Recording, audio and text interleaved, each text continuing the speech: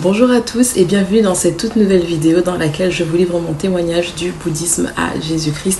Effectivement, j'avais annoncé sur mes réseaux que je publierais mon témoignage aujourd'hui. Donc voilà, chose due, chose faite. Je suis très contente de vous retrouver. Donc du coup, dans cette vidéo, ça sera pas un vlog, ça sera tout simplement la vidéo d'un témoignage. Parce que si je faisais vlog plus témoignage, on allait être là jusqu'en 2025. Donc du coup, je vais commencer tout simplement par vous présenter un petit peu ce qu'est le bouddhisme. Le bouddhisme, en fait, c'est vu comme une religion, mais aussi comme une philosophie de vie. C'est une philosophie de vie dans le sens où on nous pousse dans cette religion, parce que c'était pas n'importe quel bouddhisme, il y a différentes formes de bouddhisme. Et le bouddhisme dans lequel moi je suis née, c'était le bouddhisme de Nichiren Daishonin.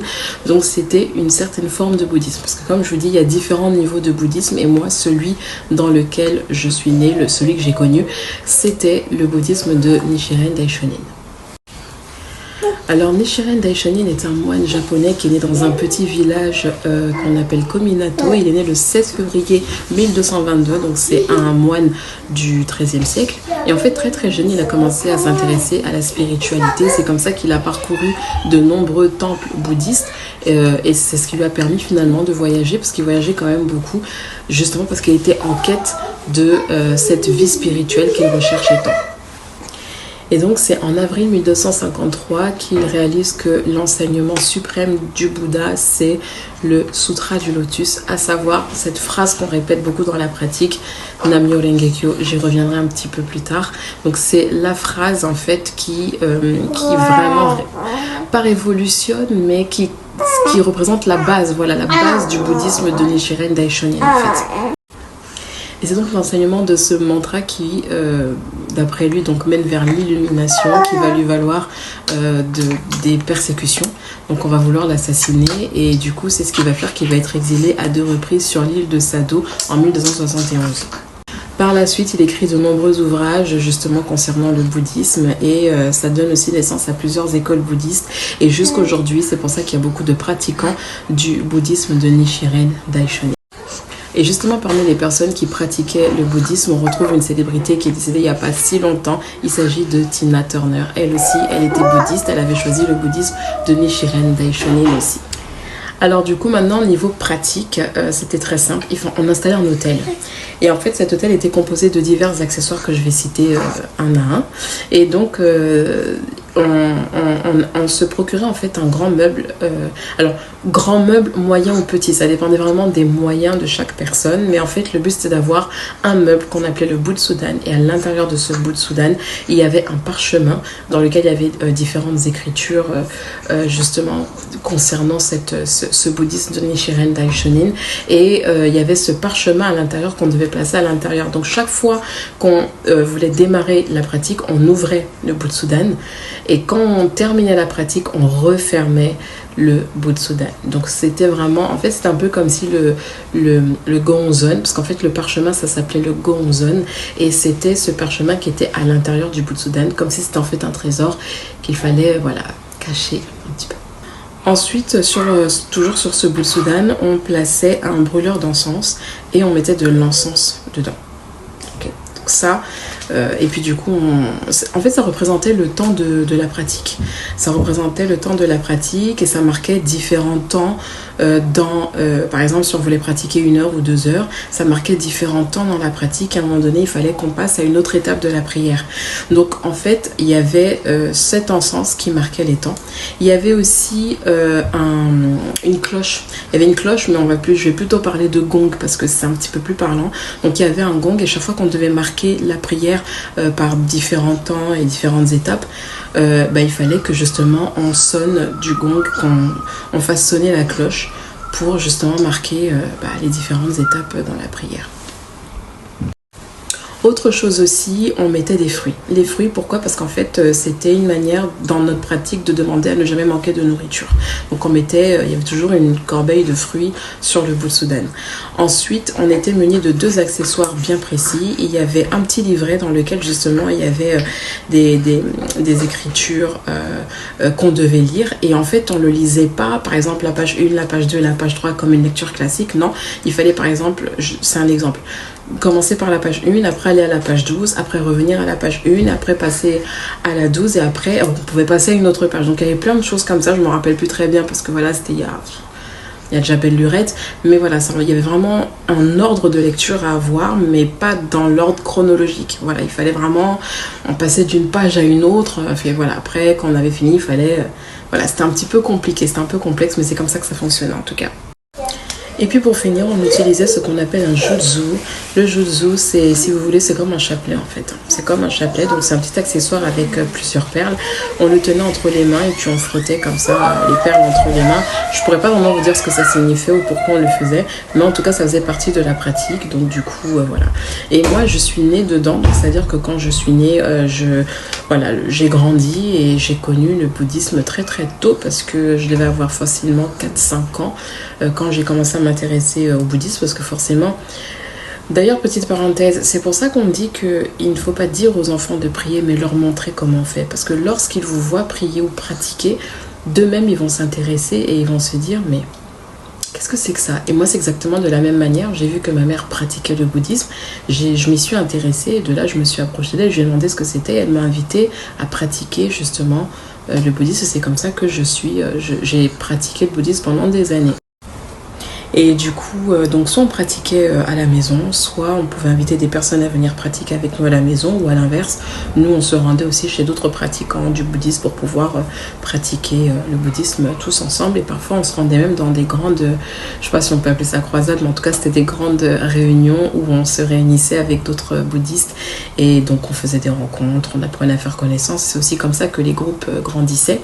Et je me rappelle qu'il y avait une grande réunion justement qui avait été organisée à l'époque, et donc on m'avait demandé si je voulais faire un discours pour donner mon témoignage sur la pratique du bouddhisme, qu'est-ce que je ressens, surtout que j'étais encore gamine, hein, donc forcément on voulait s'intéresser un petit peu à ce qu'une enfant pourrait dire sur la pratique du bouddhisme. Donc j'ai fait mon discours, etc. Je pourrais même pas vous dire ce que j'ai dit, tellement ça remonte à il y a super longtemps. Mais voilà un petit peu comment ça se passait au niveau de la pratique. Alors en fait, comme je le mentionnais brièvement au début de la vidéo, c'est vrai que le but du bouddhisme, c'est de nous faire nous concentrer en fait sur cette puissance qu'on a à l'intérieur de nous. Donc on est vu un peu comme des joyaux, comme un diamant dont on doit vraiment, on va dire, on doit retirer en fait toutes les saletés, tout ce qui l'encombre pour le faire briller. Et du coup, c'est comme ça un peu qu'on nous poussait, on nous invitait à se concentrer sur nous, notre force, notre puissance, ce qu'on est capable d'accomplir. Et on disait que le tout c'était d'avoir foi en fait en ce en quoi on croyait, en ce qu'on voulait, etc.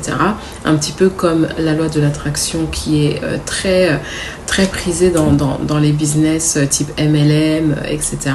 On vous parle beaucoup de la loi de l'attraction, mais j'ai envie de rappeler que en fait tout ce qui est foi ne vient que de Dieu. C'est par Dieu qu'on a la foi, il nous la donne et c'est une foi qu'on doit faire grandir.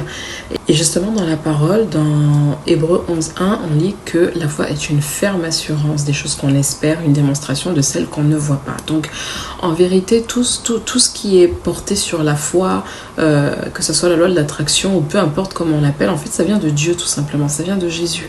La foi c'est quelque chose qu'il consomme, c'est-à-dire que dès qu'on a foi en Dieu, et ben ça lui plaît et lui-même il est ce consommateur de la foi, et c'est comme ça que par la foi on arrive à accomplir de grandes choses. Pourquoi? Parce qu'on s'attend à Jésus-Christ. Donc en fait tout type de foi dont on peut parler dans le monde, et comme je viens juste de le dire, peu importe le nom que ça porte, c'est une foi qui vient à la base de Dieu, c'est une foi qui vient de la parole de Dieu, qui vient de Jésus. C'est pas l'homme qui l'a inventé, absolument pas.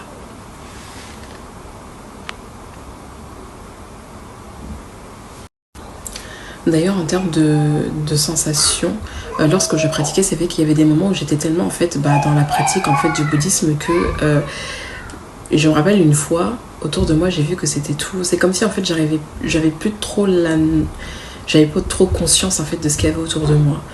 C'est comme si j'étais transportée et je voyais plus trop ce qu'il y avait autour de moi, et puis tout devenait un petit peu, un peu blanc. C'était assez étrange en fait, et c'était comme si en fait je ne voyais plus personne autour de moi. C'était comme s'il y avait que le Butsudan, donc le meuble en face de moi, mon petit chapelet, le jutsu, et il n'y avait plus rien, il y avait plus rien autour, c'est-à-dire vraiment c'était comme si je ne voyais plus rien autour de moi. C'était vraiment juste l'hôtel et moi et tout ce qui se passait autour, et du coup dans mon corps c'est comme si j'étais légère, comme si je sentais plus mon corps en fait. C'est comme si je sentais plus mon corps et comme s'il y avait que mon esprit qui était en action. Donc c'était assez spécial en fait parce que c'est ce que je ressentais dès lors que vraiment on avait une pratique assez intense, et du coup c'est ça que je ressentais, et voilà, c'était comme si c'était le vide autour de moi, et limite même les personnes qui étaient juste à côté de moi, je les voyais plus en fait, je les voyais plus du tout. Et ce que le bouddhisme m'a apporté, alors je pourrais pas vraiment vous dire parce que justement ce qui est paradoxal en fait, c'est que pendant que je pratiquais le bouddhisme, j'étais persuadée qu'il y avait une force beaucoup plus importante, beaucoup plus puissante en fait que le bouddhisme, et on va dire que le bouddhisme c'était pas ma conviction personnelle, je le faisais parce que c'est ce que j'ai trouvé là quand je suis née, et surtout parce que je voulais aussi soutenir ma mère qui était dedans, et je voulais vraiment m'intéresser à ce qu'elle faisait, et je voulais, voilà, je m'intéressais à la spiritualité parce que j'étais déjà convaincue petite qu'il y avait vraiment un Dieu qui existait. Mais en parallèle, en douce dans ma chambre, en fait j'allais parler à un autre Dieu que Bouddha en fait. Et du coup, c'est comme ça que quand j'étais petite, vers l'âge de 5-6 ans, je m'intéressais à un autre Dieu. Et du coup, dans ma chambre, je parlais à ce Dieu qui, pour moi, était beaucoup plus fort, plus puissant. Et que c'était lui qui avait le dernier mot et qu'il était plus fort que le bouddhisme. J'en avais une conviction que je ne peux expliquer alors que je ne connaissais pas encore qui était Jésus. Et c'est là du coup que je lui avais formulé quelques vœux qui se sont avérés vrais, parce que finalement j'ai découvert que les vœux que j'avais formulés à 5-6 ans, je les ai découverts quand j'ai donné ma vie au Seigneur, notamment la vie après la mort, donc l'immortalité, parce qu'on est esprit avant d'être des corps. La volonté de voir Dieu, et effectivement on verra Jésus-Christ parce que la parole dit que on le verra en fait, donc c'est pas un mensonge non plus. Le fait de vouloir être dans un monde où il n'y a pas de méchanceté, où les gens sont vraiment amour, sont vraiment gentils, et ben oui, quand on choisit Jésus-Christ, c'est la vie qui nous attend après la mort, là où il n'y a que de l'amour en fait.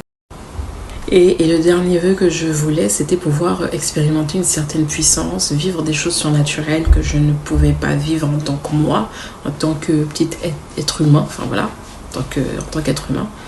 Et du coup, c'est comme ça que j'ai fait ce vœu-là. Effectivement, le Seigneur explique énormément de choses dans ce sens-là, dans la parole. Et peut-être que j'aurai sans doute l'occasion de vous raconter d'autres témoignages par rapport au surnaturel vécu, etc. Mais bon, voilà, je laisse vraiment Dieu me guider parce que ce sont des expériences qui sont assez particulières.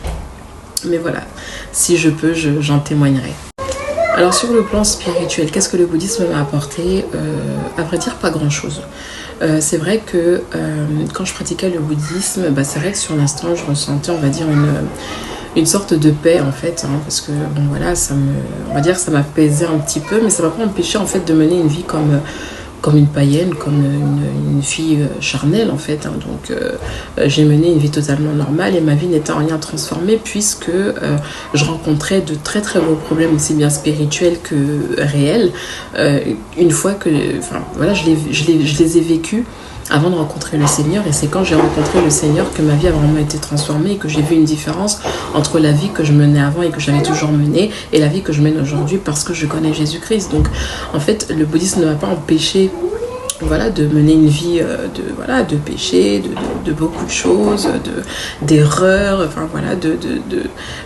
d'intelligence biaisée, de manque total de discernement.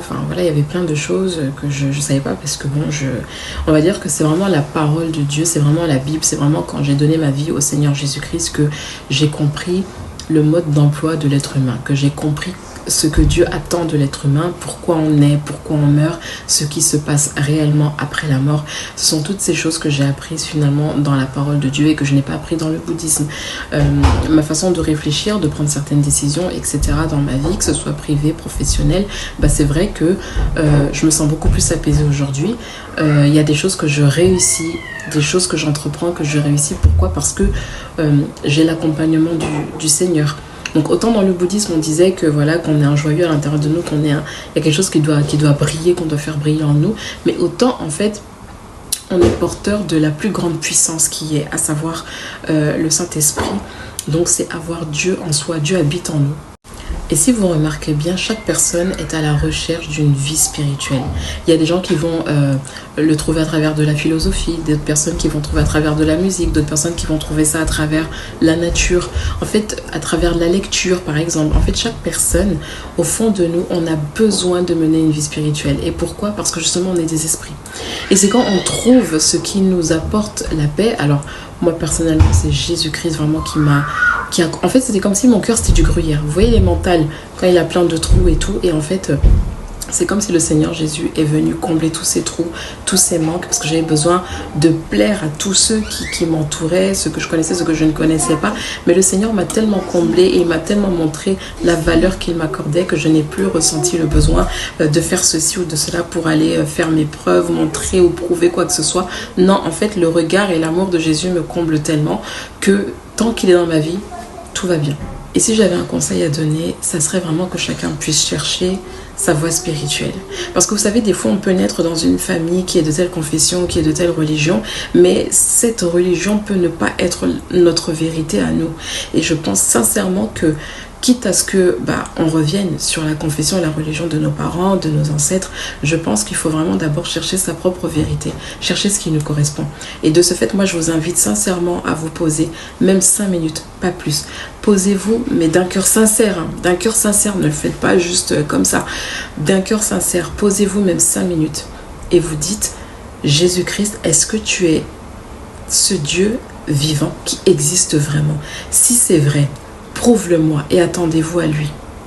Jésus se manifestera, vous allez voir.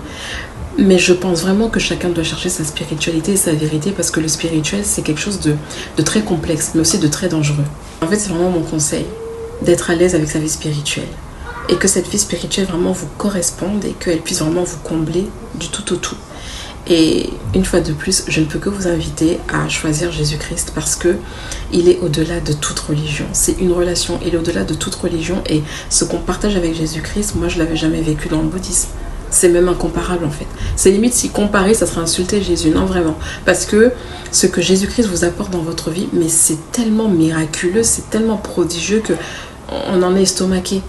Moi, je ne savais pas que j'allais vivre toutes ces choses avec le Seigneur. Ça fait 10 ans que je marche avec Jésus-Christ maintenant. Et tout ce que j'ai vécu avec lui, mais ma relation avec Jésus-Christ est plus passionnante que ma vie sans lui. Donc vraiment, faites cette prière avec sincérité de cœur et vous allez voir que Jésus-Christ va vous répondre. Parce que c'est un Dieu qui est vivant et qui répond et qui entend. Il entend toutes les prières, toutes les demandes, toutes les interrogations, tous les doutes. C'est juste à vous d'ouvrir votre cœur, tendre l'oreille et vous allez le voir. Et une autre chose aussi, n'ayez pas honte. N'ayez pas honte de la voie que vous choisissez. N'ayez pas honte de Jésus. Si vous avez choisi Jésus-Christ, n'ayez vraiment pas honte de lui. Savourez cette relation avec lui, savourez cette intimité, cette communion que vous avez avec lui. Mais surtout, n'ayez pas honte parce que Jésus-Christ va vous apprendre à être la personne qu'il veut que vous soyez. Et il va vous apprendre à vous savourer d'une manière que vous n'avez jamais faite avant. Il va vous apprendre à vous apprécier, il va vous apprendre à vous valoriser. Il va tellement vous déverser de son amour en fait que vous allez vous sentir comblé sur tous les points et que ce ne sera pas telle amitié, telle relation, telle situation, tel contexte qui va vous frustrer à un point inimaginable, pas du tout. Donc voilà, donc c'est comme ça que se termine mon témoignage aujourd'hui. Surtout n'hésitez pas si vous avez des questions, je répondrai à toutes vos questions et vraiment je vous remercie d'avoir pris le temps de regarder mon témoignage aujourd'hui. Et on se retrouve dans une nouvelle vidéo très bientôt. Je vous dis donc à très vite. Prenez soin de vous. À bientôt.